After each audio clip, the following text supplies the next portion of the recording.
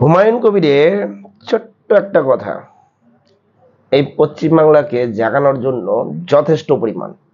কিন্তু কবে জাগবে এই হিন্দুরা? যেদিন জাগবে সেদিন সময় দূর হয়ে যাবে না তো? যেদিন জাগবে সেদিন পেছনে ব্যাক সাপোর্ট থাকবে না তো? যেদিন জাগবে সেদিন আমরা ঘরে থাকতে পারবো তো? এইটা নিয়েই হচ্ছে মূল কথা।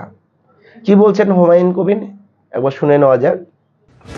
ভোটের দিনে হিন্দুরা বাড়িতে বসে থাকে, পান্তা ভাত খেয়ে ঘুমায়, ভোট দিতে যায় না। আর মুসলিম ছেলেরা ঘুগনি মুড়ি খেয়ে সারাদিন ভোট করে। এখানেই পার্থক্য গড়ে দেব। ভোটের দিনে হিন্দুরা বাড়িতে বসে থাকে, পান্তা ভাত খেয়ে ঘুমায়, ভোট দিতে যায় না। আর মুসলিম ছেলেরা ঘুগনি মুড়ি খেয়ে সারাদিন ভোট করে। এখানেই পার্থক্য গড়ে দেব। কি বলছে যে হিন্দুরা ভোটের দিন পান্তা ভাত খেয়ে বাড়িতে ঘুমায় আর মুসলিমরা ওই ঘুগনি মুড়ি খেয়ে ভোট করে।